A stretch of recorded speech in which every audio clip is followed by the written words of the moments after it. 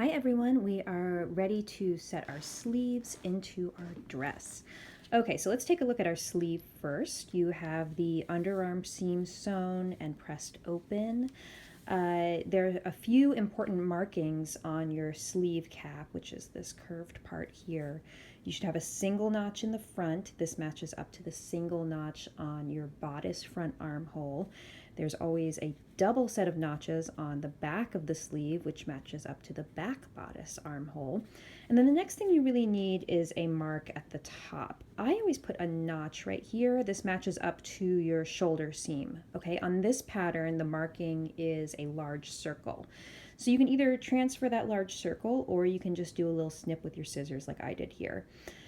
And there are also on the pattern, there are two little circles about here and here. I generally just ignore those. I like to do my ease stitching from notch set to notch set all the way around. I don't really find those small circles necessary, but to each their own. Okay, so you have your ease stitching done. That's these two lines of stitching.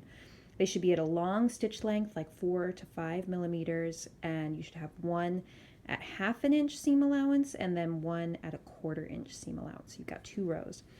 And then you pulled up your bobbin threads slightly on the inside here. You just pulled the fabric along there to get this sort of ripple effect all the way around, okay? So you're not going for gathers. This isn't a gathered or puff sleeve. This is a smooth set-in sleeve. So what you want to see is just little ripples along here and then flat along the 5/8 of an inch seam line, okay? I don't want to see any actual gathers or pleats there. On the raw edge of the fabric, you're going to see a ruffle like that, okay? So not flat at all there. So that's what you're looking for before you start, okay? We will adjust the ease if we need to once we pin it into the armhole, which is what we're going to do now. So grab your bodice. This is my armhole that I am setting the sleeve into. I always start by matching my underarm seam to underarm seam, sleeve to bodice, okay? So you're going to turn it this way, right sides together. You're going to put those seam lines right up against each other, make sure that they're matching, and then take a pin. And I always pin, when I'm setting in sleeves, I pin from the bodice side, okay? My bodice side is this black side here. That's where the lining is, okay? And my lining and my bodice are basted together, so they're acting as one layer here, okay? All right, so I'm pinned at my underarm. Okay, the next thing, and this is where if you've never set in a sleeve before, this is going to feel really weird. You need to match the notch at the top to the shoulder seam, okay?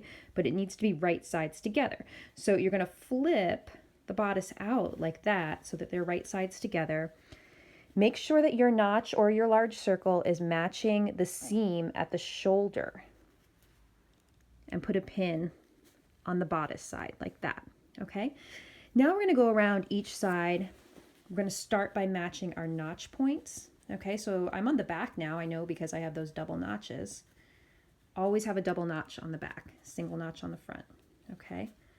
Going to match those notches. Now I'm going to look at the front. Single notch matches the single notch on the bodice. I'll match those. And you can fill in between those sets of notches with pins.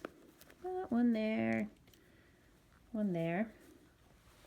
And now I have these sort of long stretches where I don't have any pins now between the notch, this is the front notch, and the shoulder seam, back notch, shoulder seam, okay? So what you see when I put those together is that length is matching up, which is great. And this is exactly what we want. We have ruffles along the sleeve where I've eased it, no ruffles along the bodice because there's no easing there, okay? So this is great because I'm matching them up together and the length is perfect, okay? If I noticed that I had a lot of extra ease here, or I'm sorry, a lot of extra like slack fabric on the sleeve, I would need to pull up the ease stitching more, those two lines of stitching that I did. But I don't think I do, okay? I will say that one thing that confuses a lot of students here is that you'll be putting these two pieces together and you'll say, wait a second, they're not matching on the edge, right? Okay, but they're never gonna match unless you make them, okay? So you kind of have to be the mistress of your own destiny here, all right? These are very different shaped pieces and you need to take those edges and force them to do your will and match them up, okay? So I'm gonna put several pins here. I like to use a lot of pins when I'm putting in sleeves. Just fill in those gaps there, okay? The more pins, I feel like the lesser chance you have of getting any little puckers when you stitch. So I might even put more pins in between there, okay? But I won't make you watch me do that. Okay, let's move to the other side. And it's the same thing, okay? But now we're working on the back.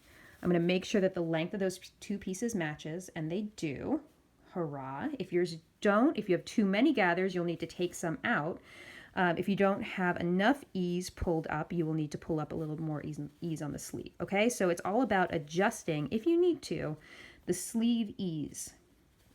All right, so let's make those edges match again. And then we're gonna put in more pins. All right, so hopefully you get the idea here. I'm just gonna put a couple pins, but I'll go back and fill in a little bit more. All right, so that's the sleeve pinned into the armhole. All right, the next thing I'm gonna do is take it over to the machine. You're gonna need to be on a free arm so that you can put this over the machine and stitch all the way around the armhole, okay? Let me know if you have any questions. Thank you.